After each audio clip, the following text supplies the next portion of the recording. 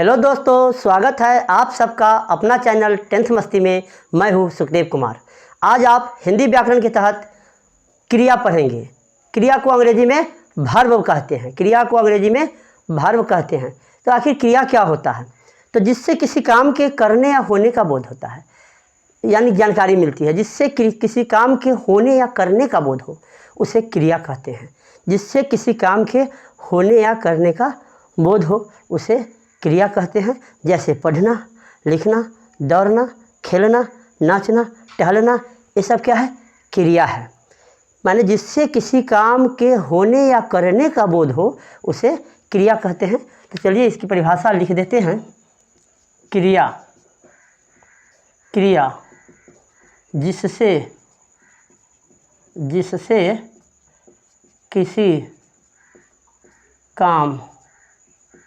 जिससे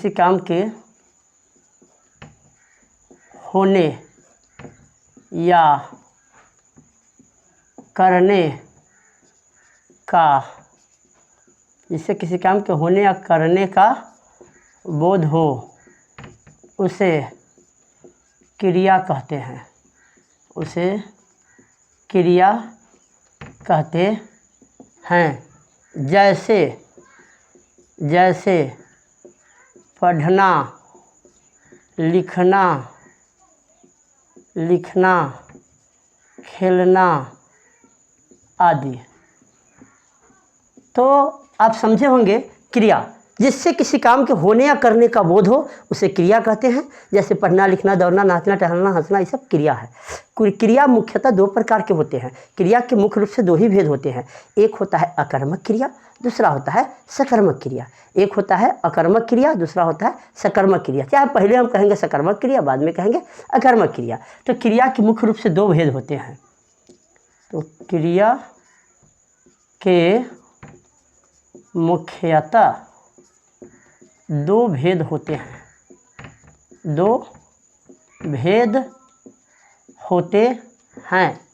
एक में है सकर्मक क्रिया, सकर्मक क्रिया, और दूसरा होता है अकर्मक क्रिया। तो पहले सकर्मक क्रिया को हम जान लेते हैं। जिस क्रिया का फल कर्म के साथ, जिस क्रिया का फल कर्म पर पड़े,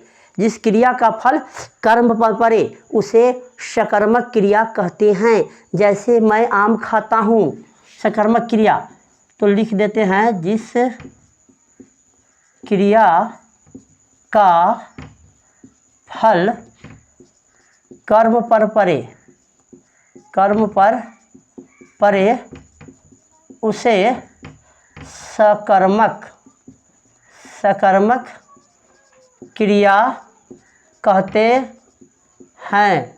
जिस क्रिया का फल कर्म पर पड़े, उसे सकर्मक क्रिया कहते हैं। जैसे मैं आम खाता हूँ, इसमें मैं क्या हूँ? करता हूँ। खाना क्या है? क्रिया है। और खाने का काम कौन करता है? मैं करता हूँ। तो खाने का सारा फल किस पर पड़ रहा है? आम पर, क्योंकि सजा आम भुगत रहा है, क्योंकि उसको लोग चट कर जा रहा है, खा जा रहा है। तो खाना क्या है? क्रिया है। और खाने का सारा फल किस पर पड़ रहा है? आम पर पड़ रहा है। तो आम क्या हो गया? सकर्मक की क्रिया। यहाँ पर खाना क्या हो गया? आम क्रिया नहीं हुआ, खाना हो गया सकर्मक क्रिया, क्योंकि क्रिया का सारा फल किस पर पड़ रहा है?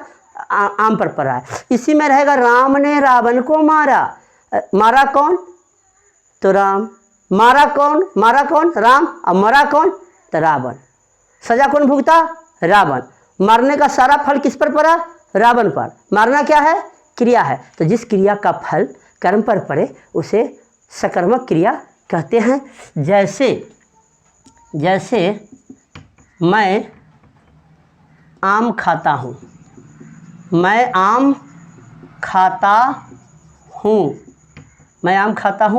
इसी में रहेगा मोहन पुस्तक पढ़ता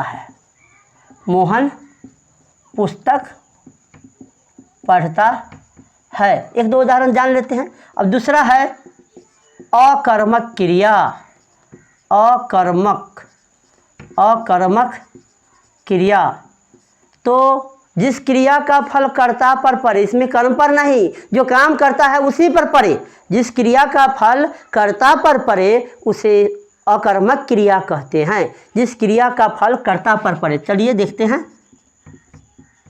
जिस क्रिया का फल कर्ता पर पड़े उसे अकर्मक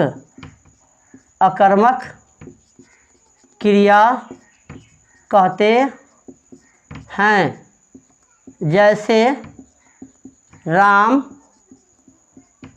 सोता है।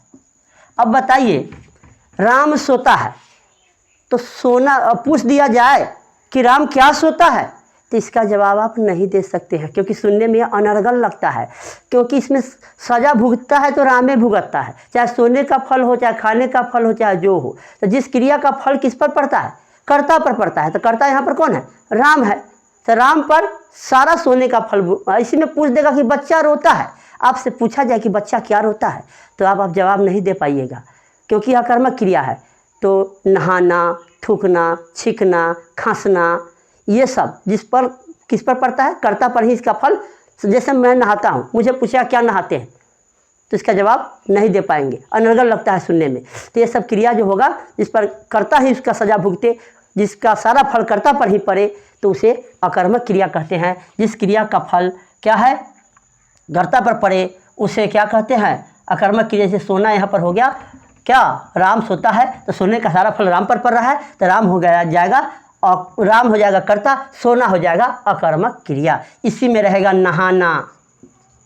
नहाना, थूकना, छींकना आदि, ये सब क्या हो जाएगा? अकर्मक क्रिया हो जाएगा। ये सब क्या है? अकर्मक क्रिया। जैसे ये हो गया, ये हो गया, ये हो गया, ये सब क्या हुआ? अकर्मक क्रिया होगा। तो जिस क्रिया का फल कर्ता पर पड़े उसे अकर्मक क्रिया कहते हैं। इसके बाद कुछ और भी क्रियाएं होती है, जैसे सहायक क्रिया। अलग है, इस भेद से अलग हम लिख रहे हैं, वो भी क्रिया का ही भेद है, लेकिन मुख्य रूप से दो ही भेद होते हैं, सकर्मक क्रिया और अकर्मक क्रिया। लेकिन ये क्रिया भी जानना जरूरी है। तो हम लिखते हैं इधर सहायक क्रिया। सहायक क्रिया जिस सहायक क्रिया, जिसको अंग्रेजी में हेल्पिंग वर्ब भी बोलते हैं, सहायक क्रिया को हेल्पिंग वर्ब भी कहते हैं। तो अब हम आज जानते हैं किस क्रिया के बारे में? मुख्य क्रिया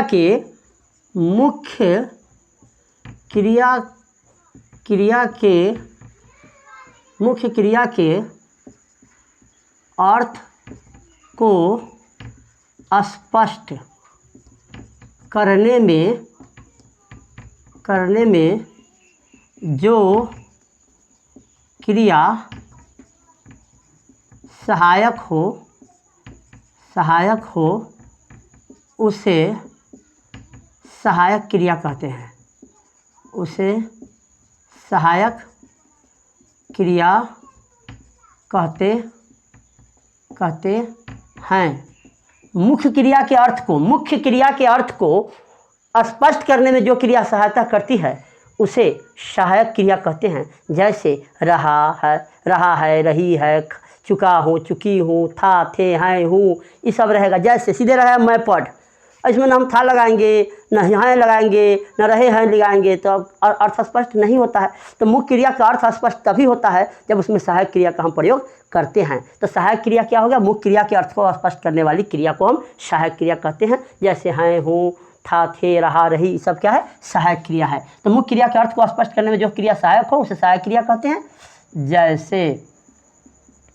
जैसे हैं, हूँ, था,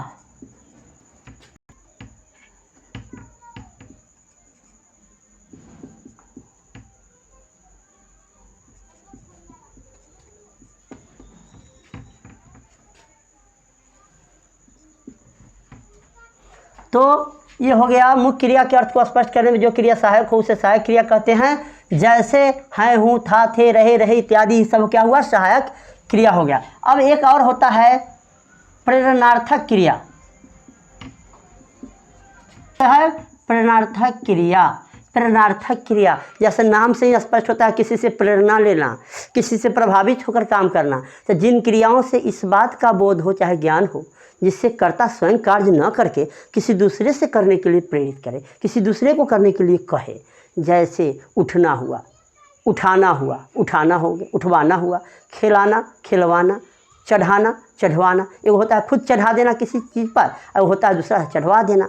समझ रहे हैं? एक होता है पढ़ाना, एक होता है कि पढ़वाना। पढ़ाना होता है खुद को से हम उसको पढ़ा रहे हैं, पढ़वाना होता है दूसरे से पढ़वा रहे हैं, तो उसको हम प्रेरित कर रहे हैं कि तुम पढ़ाओ, लिखाओ, खिलाओ। तो जिन क्रियाओं से इस बात का बोध हो कि कर्ता स्वयं कार्य ना करके किसी दूसरे को करने के लिए प्रेरित करे, तो उसे प्रेरणार्थक क्रिया कहते हैं। लिखेंगे इसको, जिन क्रियाओं से इस बात का बोध हो कि कर्ता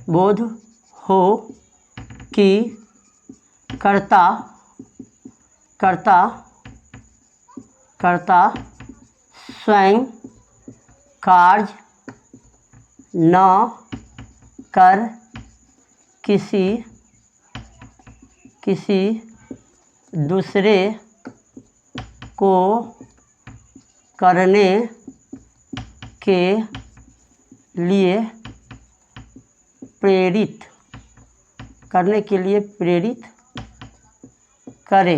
जिन क्रियाओं से इस बात का बोध हो कि कर्ता स्वयं कार्य न कर किसी दूसरे को करने के लिए प्रेरित करे, प्रेरणार्थक क्रिया कहलाती है। प्रेरणार्थक क्रिया कहलाती है। जैसे पढ़ाना, जैसे पढ़ाना, पढ़वाना इत्यादि। तो आप आज क्रिया के बारे में पढ़ें, एक बार और दोहरा देते हैं, ध्यान से सुनिएगा तो अभी सारी बात समझ में आ जाएगी। हिंदी व्याकरण के तहत हम क्रिया पढ़ा रहे हैं। क्रिया, तो क्रिया किसे कहते हैं? तो जिससे किसी काम के होने या करने का बोध हो उसे करने या करने का बोध हो उसे क्रिया कहते हैं। जैसे पढ़ना, लिखना, नाचना, दौड़ना, टहलना, हंसना क्रिया हो गया। क्रिया के मुख्य रूप से दो भेद होते हैं, सकर्मक क्रिया और अकर्मक क्रिया। सकर्मक क्रिया, सकर्मक क्रिया जिस क्रिया का फल कर्म पर पड़े उसे सकर्मक क्रिया कहते हैं। जैसे पढ़ना, लिखना, दौड़ना। जैसे मैं पुस्तक पढ़ता हूँ, मोहन घर जाता है, तो ये सब क्या हो गया? सीता किताब पढ़ती है, तो किताब हो गया, सकर्मक क्रिया होगा। अकर्मक क्रिया, जिस क्रिया का फल कर्ता पर पड़े उसे अकर्मक क्रिया कहते हैं। जैसे बालक सोता है, बच्चा रोता है, मोहन छींकता है, ये सब क्या हुआ? अकर्मक क्रिया हो गया। इसके अलावा भी दो क्रियाएं होती है, सहायक क्रिया और प्रेरणार्थक क्रिया। तो सहायक क्रिया के मुख्य क्रिया के अर्थ को स्पष्ट करने वाली क्रिया को हम सहायक क्रिया कहते हैं। जैसे हैं, हूँ, था, थे, रहा, रहे इत्यादि हो गया। और प्रेरणार्थक क्रिया, तो प्रेरणार्थक सबसे ही स्पष्ट होता है, दूसरे से दूसरे को प्रेरित करके काम को करवाना। माने जिन क्रियाओं से इस बात का बोध हो कि कर्ता स्वयं कार्य न करके किसी दूसरे को करने के लिए प्रेरित करे, तो ऐसी क्रिया को हम प्रेरणार्थक क्रिया कहते हैं। जैसे उठाना, उठवाना, लिखाना, लिखवाना, पढ़ाना इत्यादि हो गया। ये सब क्या हुआ? प्रेरणार्थक क्रिया। तो मुझे उम्मीद है कि हिंदी व्याकरण के तहत क्रिया आप अच्छे से समझ गए होंगे। इस तरह की और भी वीडियो अगर अच्छा देखना चाहते हैं तो मेरे चैनल को सब्सक्राइब करें, दोस्तों से शेयर करें। Thank you for watching.